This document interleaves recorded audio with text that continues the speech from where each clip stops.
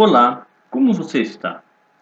Você sabia que no Novo Testamento há pelo menos três palavras que expressam qual é o sentido, qual deve ser a ação da adoração? Por que caminhos deve andar a adoração no Novo Testamento? No capítulo 4 do Evangelho de João, no diálogo entre Jesus e a mulher samaritana, nós podemos encontrar esses três elementos sendo expressos. O primeiro deles, a ideia de doleia, de serviço. Quando Jesus pede para a mulher tirar água e assim servi-lo, este ato era um reconhecimento a quem ele era um ato de adoração através do serviço. Podemos adorar a Deus com aquilo que fazemos. A mulher, por sua vez, lança luz sobre um outro elemento da adoração, que são os elementos culticos, ou seja, o elemento leiturgos, o elemento litúrgico, o elemento que faz parte de uma cerimônia. A mulher pergunta sobre o local de culto, onde deveria se oferecer uma cerimônia de culto. Todavia, quando chega-se nos versículos 23 e 24 desse capítulo, Jesus mostra a amplitude maior, Jesus mostra a grande complementação, o novo estágio da adoração a partir da nova aliança. Jesus lança a mão aqui da ideia de uma palavra grega do verbo proskinel.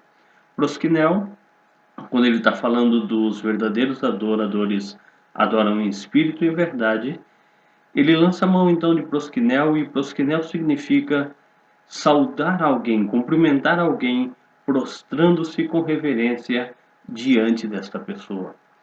Este verbo proskinem, ele está estritamente relacionado com o verbo hebraico reshitavá, que é utilizado para referir-se quando uma pessoa, em um ato ritual, inclina-se perante outro, ou seja, faz uma prostração física, assim como fez Abraão diante dos seres celestiais, lá no capítulo 18 do livro de Gênesis. Quando colocamos um olhar sobre a etimologia, sobre a origem da palavra proskinel, nós vamos ver que ela está dividida com pros, que significa em direção a, mais kinel, que significa beijo, ou seja, é um beijo dado em direção a alguém.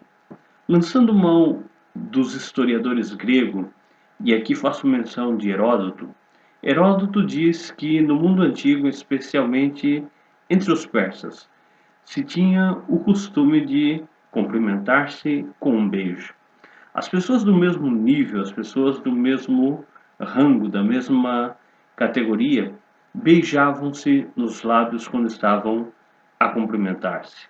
Pessoas que tinham um pouco de diferença de nível, então beijavam-se no rosto para poder estabelecer o seu cumprimento. Todavia, quando havia uma distância muito grande entre uma pessoa superior e uma pessoa em condição inferior, então essa pessoa que estava em condição inferior se prostrava diante dessa superior, colocava o seu rosto no chão, beijava sua própria mão e estendia então a mão em direção a esse superior.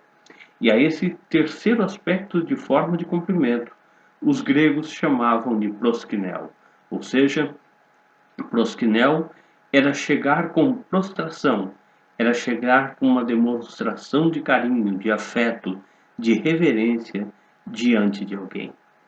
Jesus está dizendo que o novo sentido da adoração não está só preso naquilo que eu faço ou na como eu cultuo. Ele diz que, sobretudo, que o maior e melhor sentido da adoração no Novo Testamento é o meu render-se totalmente diante do Todo-Poderoso, do grande Senhor.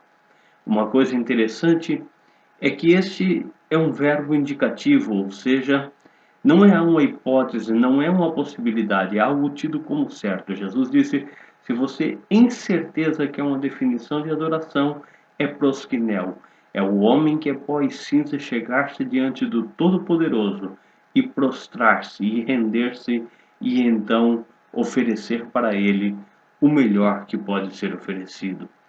E então esse versículo 24 aqui vai mostrar que a verdadeira essência de culto, que a verdadeira adoração neotestamentária assim se processa.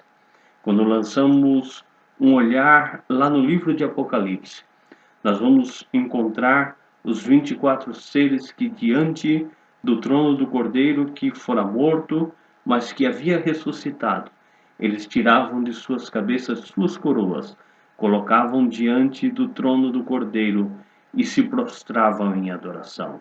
Ou seja, devemos nos despir do nosso melhor, daquilo que mais nos coloca em evidência, e nos considerar e nos reconhecer como pó e cinza, e assim nos prostrar e adorar o único que é digno de toda honra, de toda glória e desta sincera e profunda adoração. E aqui pelo velho continente, nós seguimos vivendo como sementes do reino de Deus.